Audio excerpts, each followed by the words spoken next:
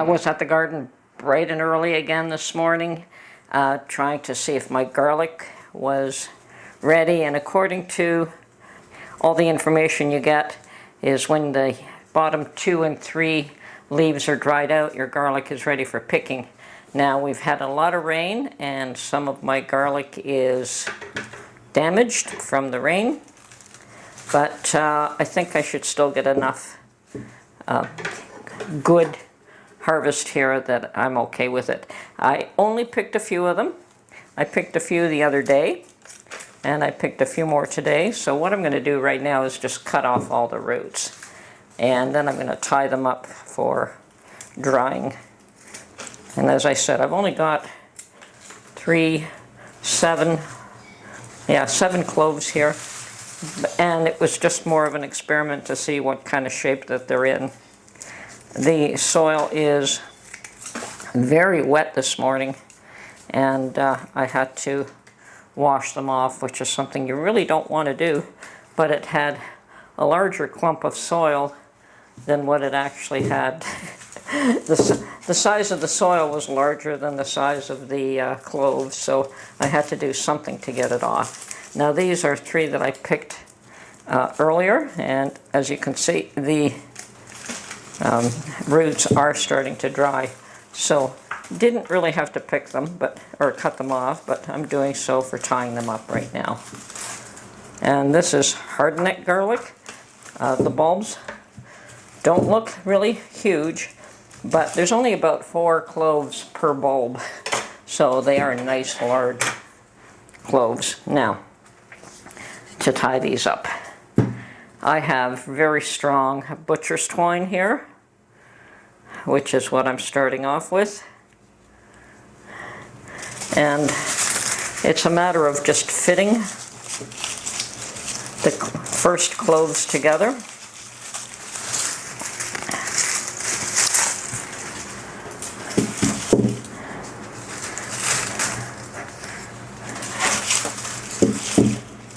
And you know what, I guess I'm just going to have to cut some off here.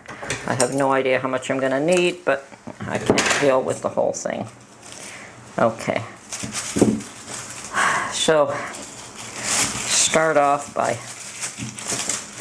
putting 3 together as tight as you possibly can. That is the issue, because these things do dry and loosen up.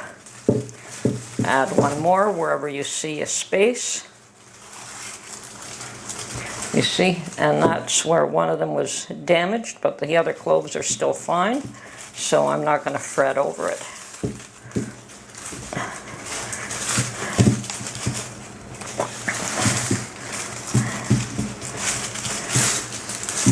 And that's all I do, is just keep adding them 1 at a time. Wherever there is, I turn it around to try and find a space to put the next one. And you don't cut off the leaves. You allow the plant to continue to feed off the leaves and let it dry that way. So this is a very small bunch. I prefer to make much larger ones, but I haven't dug up that much garlic yet. It'll come. So,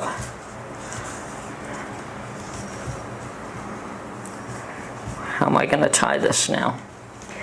Around one of the cloves.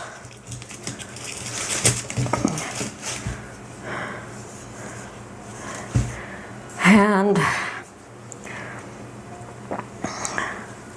oh yes.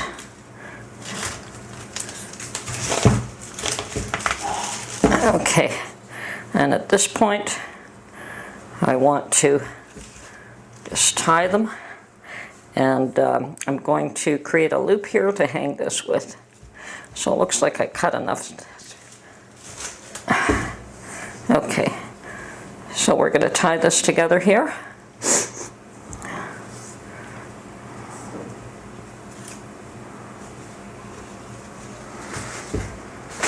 Okay, and I've got a loop now so that I can hang these in an area that is dry and And yeah, that is mud there, but that'll come off as soon as it's dry. So yes, I'm going to hang these. This will be cut off after these are dry. Okay. Okay, and some of the herbs that I picked earlier and dried are, are dry. So at this point I'm going to take this apart, rub them off the stems, and getting them ready for use. And here's my elastic band that I put in that holds it all together. Once again, when they dry, if you don't have something like an elastic band to squeeze it together, you will lose all of these. Okay, so I've got a piece of wax paper here to catch as much of this as possible. So all I do is rub these stems.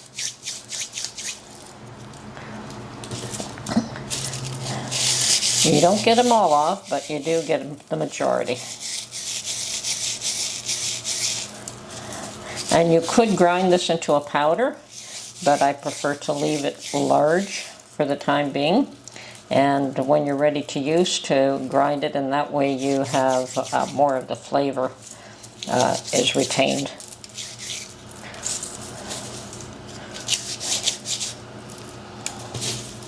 Of course, now my whole kitchen is going to pick up the aroma of this.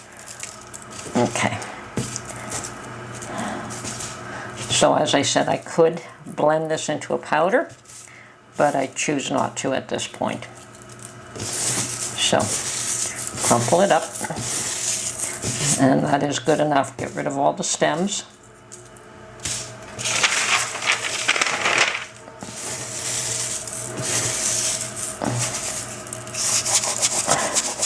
And just doing that, in rubbing it in my hands, will get it probably to the size that I want and removes all the extra stems that I missed.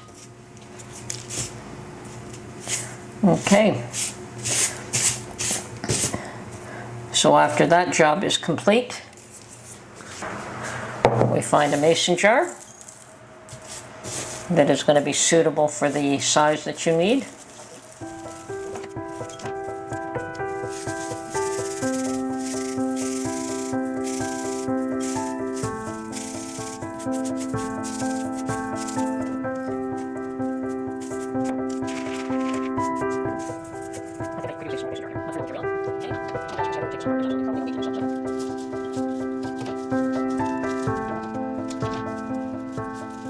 You can see how loose the string is. I could put my finger through it.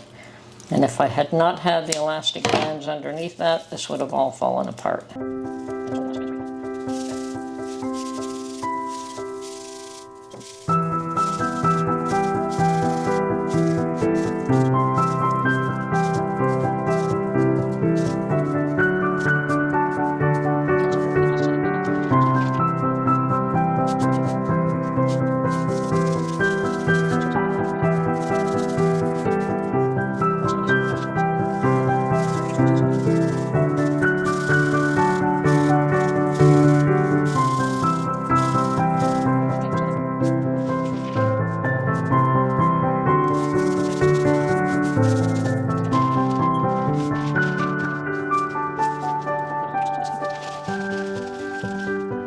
Well, I'm doing reasonably well with my herbs in the garden this year.